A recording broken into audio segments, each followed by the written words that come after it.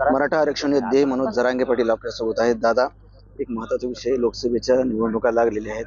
मराठा समाजाचे उमेदवार मराठा समाजाने ठरवून द्यावेत किंवा एकमताने द्यावे अशी सगळीकडे चर्चा चालू आहे, बैठका चालू आहे. पण कुठेतरी संभाजीनगरमध्ये या बैठकीदरम्यान राडा झाला, मारामारी झाली. हे होऊ नये अशा काही सूचना करणार आहेत का? समाजाला काही आवाहन करणार आहेत का? आणि जे घडलंय त्याबद्दल आपली प्रतिक्रिया काय? काय घडलंय ते हे तर माहीतच नाही, बघितलेलं पण नाही. पण मोठा समुदाय भांड्याला भांडं लागतच असते. त्यात काही एवढं लगेच भूमिका घ्यायची गरज नाही. परंतु हे दोन्ही बांधवांना आम्ही बोलून घेऊ. इकडं काय विषय त्यांचा समजून घेऊ, दोघांचा पण, दोघांनाही बोलून घेऊ. इकडं कोण कोण आहेत त्यांना बोलून, आणि मार्ग निघणार. समाज तुम्हाला एकत्रित दिसणार, एकत्रित राहणार आहे, त्यात काय दुमत नाही. परंतु समुदाय खूप मोठा आहे. हे चालू असतं. आता कशाचे कारण झालं हे माहित नाही. वैयक्तिक कारण आहे, काय कारण आहेत, ते काय आहेत माहित नाही. परंतु एवढा मोठं कुटुंब समाजाचं म्हणल्यानंतर थोडेफार कुरबुरे असणारच. ते आम्ही व्यवस्थित समजून घेऊन दोघांच्या पण योग्य मार्ग काढून टाकू, आणि ते होऊच दे, काय विषय नाही एवढा. लोकसभेला कोण उमेदवार असावा मराठा समाजा, यावरून ती बाचाबाची झाली आणि नंतर मारामारी झाली. मी म्हणलंच ना, आता एवढं मोठं कुटुंब म्हणल्याच्या नंतर ते होईल. आम्ही दोघांनाही बोलून घेऊ, दोन्ही बांधवाला दोघांनाही समजून सांगू काय विषय झाला, तेही समजून घेऊ.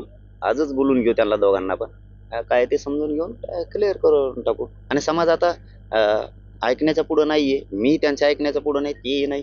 ते होऊन जाईल. पण मात्र हे खरं, एवढा मोठा समुदाय म्हणल्याच्या नंतर घरात सुद्धा ते होतच. आणि ज्या घरात थोडे वादावादी, तेच घर सुखी असतं. ज्याच्यात नुसता आनंदच आहे, ते कधीच घर सुखी राहू शकत नाही, कधीच.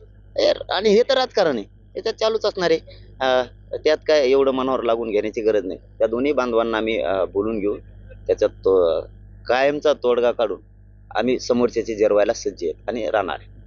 उद्या 30 तारीख आहे, महत्वाचा निर्णय होणार आहे की मराठा समाजाचा उमेदवार द्यायचा आहे का नाही, त्या संदर्भात चर्चा होणार आहे. काय होणार आहे उद्या? मी आता त्या दिवशीच 24 तारखेच्या बैठकीतच समाजाला सांगितलेलं आहे की तुम्ही इथं आलाय, 3-4 लाख आलाय, याच्याच वरती आपल्याला समाजाची भूमिका मानणं योग्य नाही. आपला करोडो मायबाप गावात, तुम्ही आता राज्यभरातले लोक होते ते तुम्ही आपण आपल्या गावात जा, किंवा ज्या गावात तुमची ओळख नाहीये, एकमेकाला सांगत चला फोनवरती की तुमच्या गावात बैठक घ्या आणि मतं घ्या. 1-2-3च मतं घ्यायचे, जास्त नाही. पहिलं, मराठा समाजाने निवडणूक लढवायची का, मराठ्यांनी राजकारणात जायचं का, आणि सगळ्यात मिळून एकच उमेदवार द्यायचा का, हे 3च प्रश्न गावकऱ्यांना विचारा. आणि त्यांना मन मोकळ्यानं बोलू द्या गावकऱ्यांना, की मराठ्यांचे जेवढे गावकरी आहेत तेवढ्यांना मन मोकळं बोलू द्या. ते सगळ्या पक्षाचे मराठी असू द्या. त्याला म्हणू नका की तू असं का म्हणतो, नको म्हणून बोलू द्या, मतं घ्या त्यांची, आणि मग त्याच्यावर ठरवू. आता हा की नाही हे उद्या ठरव. कारण समाजाची माती मी नाही होऊ देणार. मी राजकारणात असो नसो, माझा समाज असो नसो, मी खंबीर आहे त्यांना त्यांचं आरक्षण ओबीसीतून मिळवून द्यायला, आणि ते मी मिळवून देणार आहे. राजकारणात असलं काय नसलं काय मला त्याचा फरक नाही पडत. परंतु समाज मात्र यावेळेस कोणाचे पाडायचे ही शक्ती मराठ्यांजवळ, हे मराठी ह्यावेळेस 100% दाखवणार आहे. कोणाचे पाडायचे शक्ती नुसते गुलालातूनच दिसत नसते. शक्ती दाखवायचीच असली, आपले मतं जर ग्राह्य धरले जात नसले, आपल्याला किंमत दिली जात नसली, तर आपल्याला एका टोकाच्या भूमिकेवर यावं लागतं की नाही जिंकत ना आम्ही तुमचे पाडू शकतो. ही शक्ती मराठी ह्यावेळेस दाखवणार आहेत. मग त्यांना कळल आपण हे नसता जाळ अंगावर घेतलाय. प्रकाश आंबेडकरांचा सल्ला तुम्ही नेहमी मानत आलात.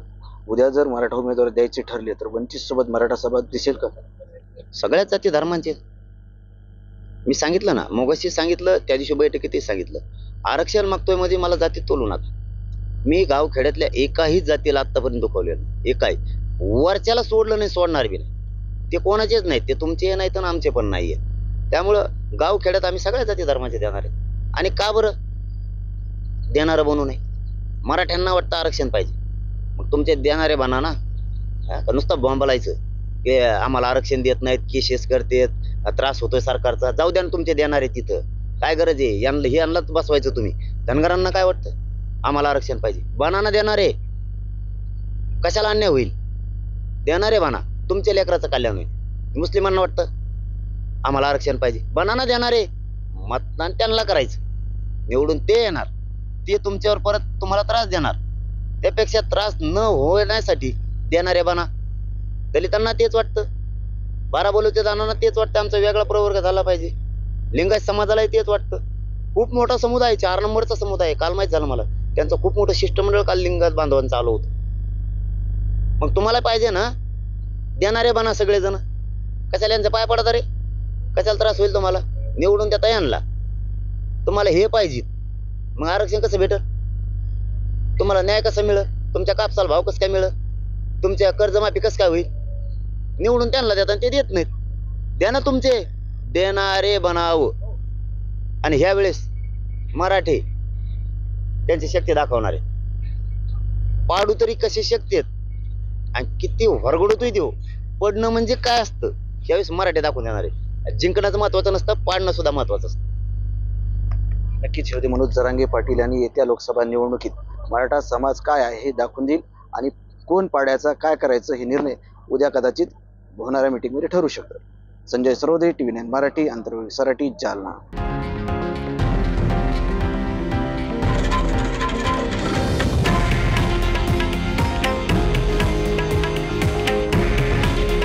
हे आहे देशातील नंबर 1 न्यूज नेटवर्क आणि आपण पाहत आहात TV9 मराठी. काळजी तुमची, हित महाराष्ट्राचं.